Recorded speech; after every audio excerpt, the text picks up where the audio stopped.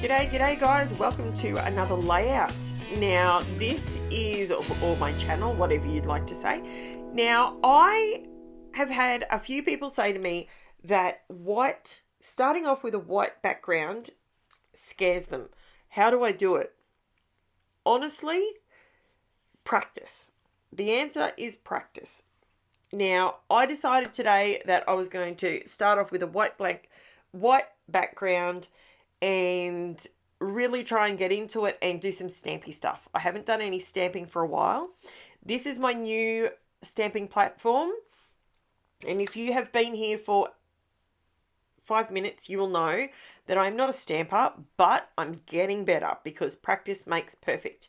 So this is, I know you don't normally see people using a stamping platform on a scrapbook layout.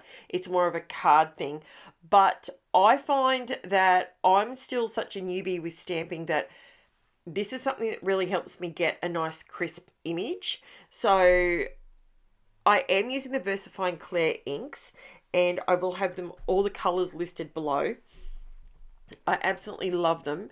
And if you're like me and you're not necessarily a stamper, maybe you got into scrapbooking and you never really got into the stamping side of things, this is a really easy way to gather some. These stamps they were in the checkout bin at KAISERCRAFT. They were $2 a piece. And most of the stamps in each little sleeve, you can see it there on the side, most of them have about between 5 and 7 sort of stamps, and quite a few of them are quite large, which is really good and really handy when you're trying to create a full background on a 12 by 12 layout. Now, this particular stamp, I get a little bit technical with it, and this is me trying to get technical. The reason I'm using the VERSAFINE CLAIR inks, that they're a pigment ink and they are permanent once they go on the ink. Let me check. I'm pretty sure they're pigment ink. Or are they dye ink? Hold on, I have to check. I just got to stand up. Let me check. It is a pigment ink. I thought it was. You know when you second guess yourself and you think, oh, hang on, am I saying that right? Did I say that right? Yes. So VERSAFINE CLAIR inks are pigment inks. They don't have it doesn't have as much of a variety in colours as, like your archival or your Catherine Pooler inks or even your Distress Oxides. But boy, do you get a crisp image. Whoa, they stamp so crisp. And to be honest with you, I was influenced to buy these. I will openly admit that. Natasha Foote uses these all the time on her card making channel, and she gets such amazing results that I just had to invest in them to give it a try. I don't use them as much as I thought I would, but they are definitely something very nice to have in my arsenal. So I am using a combination of different stamps from different packs. I'm using blue hues and I'm using my black as well. Now, you can see right in the very center of the page, I only stamped half of that stamp because I wanted the pattern, but I didn't, because the photos are going to go over this. Hang on, maybe I need to start with that. Remember that whenever you do mixed media, always keep in the back of your mind that you will be covering up a large majority of whatever you're putting down. So if you accidentally drop a stamp right in the center of this, don't panic. There's a possibility that you can either cover it with ephemera, you can cover it with another stamp, you can cover it with your photos, maybe even your title, all of those things. Sorry about my head getting in the way there. It's really hard. It was good when I was using the stamping platform because I could line it up and keep my head out of the way. But that is something that is a little bit harder for me to do when it comes to leaning over and not getting my head in the photo. in frame. Now, the Onyx Black ink is the VERSAFINE Onyx Black ink. It is perfect. I get a beautiful crisp image with it for no matter what stamp I'm using. It is always crystal clear.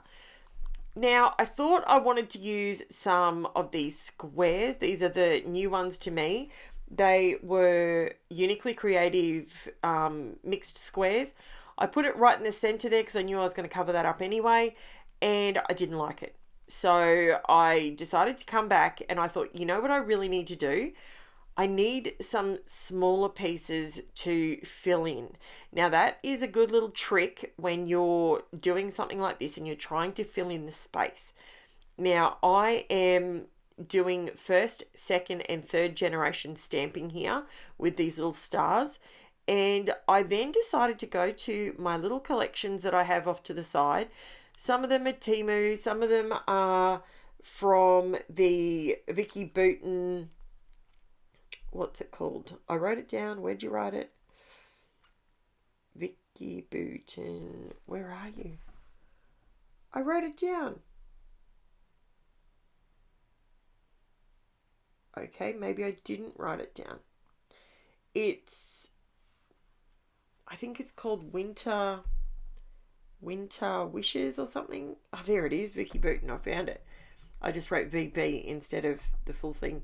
Warm Wishes stamps. Now in that it has some little teeny tiny stamps, and this is my TEMU stamp set that I got. It's just a mark making stamp set, and it has some teeny tiny stamps in it, and that is what I'm using to fill in all the background, like to fill in between the larger stamps. Now I've used all different blues because I wanted it to be a mass of blue. This particular day that I was scrapbooking this, I just wanted to immerse myself in stamping and just creating a completely different background from the very beginning. Now you can see I've got a post-it there. The stamp that I have in my hand, you could cut it in half, but it's actually got two of these little dots, and they look sort of like a little tiny asterisk with a circle in the middle, and there's two next to each other. Last time I used those and I stamped two at a time, I didn't like the end result. So I was just putting the post-it down and stamping one on each. So one was on the post-it, one was on the actual paper. So, and that worked a treat. Now I'm coming in just with a little bit, not a lot, just a little tiny bit of tissue paper. This is from the Dina Wakley Media Collage paper, and it's tissue paper. It's got a little bit of print on it. Now I'm tearing it super duper small because I didn't want it to take over my layout. I still want to be able to see, and you can see the pattern through it. So all the stamping underneath, you can still see it, but I just wanted to add a little bit of extra on top of it before I added some watercolor. Now, because I've used the VERSAFINE CLAIR inks, they have had plenty of time to dry. I did consider coming in here with a stencil and doing some stencil work over the top. The stencil I pulled out, I didn't really love. So then I thought, no, go to your watercolors first. And I'm only using the blue, green, or the blue to the teal options, just to add some extra color into the background to break up the stamping. Now, I think it was Dina that I heard it from. She said there was a question once, and how do you make layers? How can you create the look of layers? There's only one way you can create the look of layers, and that's to keep going. So something I say quite often, if you're new to my channel, is just take two more steps. You're going to go from, oh, I really don't like this, to, hey, actually this is working. Keep going, because it's actually working. When I first started mixed media, I was very reluctant to use my product. That was something I was very, very reluctant to do. And because I'm a hoarder of all things mixed media, paper, the whole lot. And I wanted to use it, but I didn't, if that makes sense. Now I'm still persevering with this stencil. That's when I realized, no, I need a stencil that is like splatty. So I'm using my Light and Fluffy, TCW Light and Fluffy texture paste just to add, so that's the stencil I used. Now, at this point, you can't really see it. So it's there, but it's not in your face. Now, I do come in with a little bit of watercolor on a couple of the little lines to add a bit more. But the main reason I put that texture paste on there is it's added texture, but without color. So when you look at the close-ups at the end, you can see it and you can see that it's there. But right here, right now, it's not in your face. If I had have gone over that with some colored texture paste, it would have dominated the background. By going over the top with your texture paste in a neutral color, I just left mine white. It adds texture, but it doesn't take over. So that's a little tip if you're not quite sure if it's working or if it's not. And yeah, give that a crack. Now I am matching my photos. I'm scrapping some photos of our beautiful little boy. This is Gizmo. He's had some teeth removed in the last 12 months and now he has the little chihuahua tongue thing happening. And I took photos and they were just adorable and I had to scrap them because they're just so cute. And now can you see with the photos, see how I've covered up a huge chunk of it? This is how it comes together. Now, I love me some shimmery goodness, some bling, some sparkle. I love it. Watch what I do here. Get ready. Look to the left when I put down my glue. Any second now. Are you ready for a laugh? See that triangle dish full of sparkly goodness? I'm about to send it flying. You got no idea. I couldn't. There. See? I sent the hot, like, I kid you not, it's all over my floor. It's just getting vacuumed up. Be careful.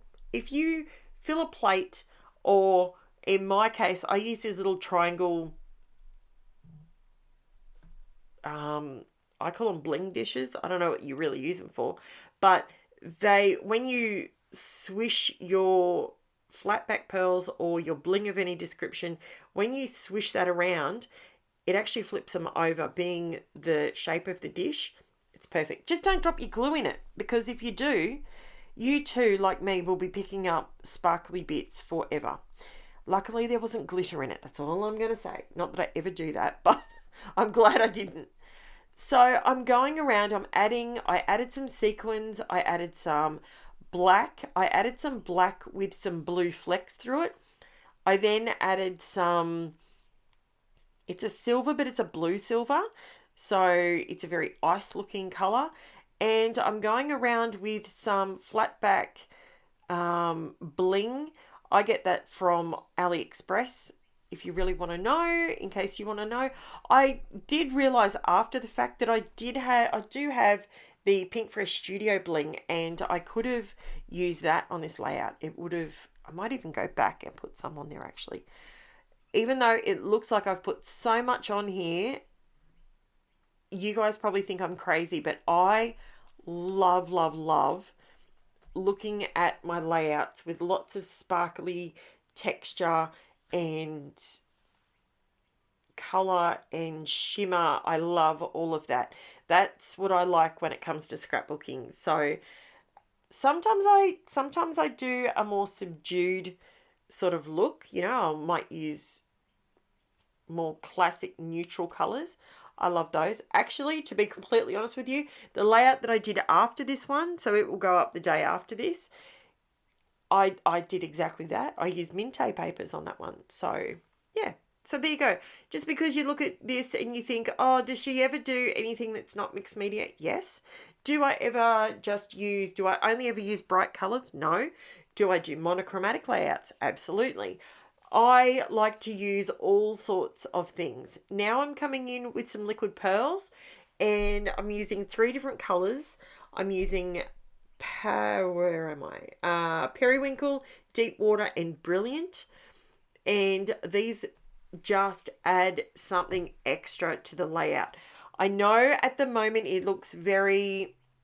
Look, I love it. I'll be honest with you. I absolutely love it.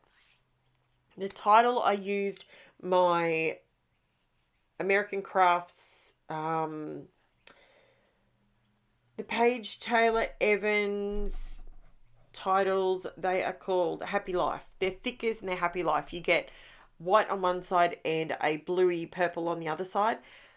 I don't know if you can get them anymore. I can't find them anywhere near me, but so I apologize for using things that you can't access, but you know, I'm also about using what's in my pile in my room.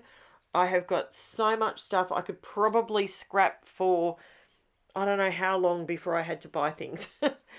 And this is how I'm doing my border. I'm not doing a full border all the way around. I'm just sort of doing a split border, if that makes sense. And here's the close-ups for you guys. Don't forget to do all the YouTubey things and like, subscribe, thumbs up, all that sort of thing. Leave me a comment. I absolutely love that. And this is the close-ups. Also, if you wish to help out with my channel, if you are wanting to contribute somehow, I do have a Buy Me a Coffee link in the description below. If you click on that link, it will take you to a place where you can buy me a coffee.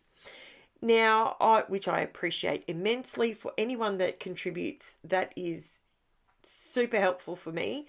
And look at all that sparkly,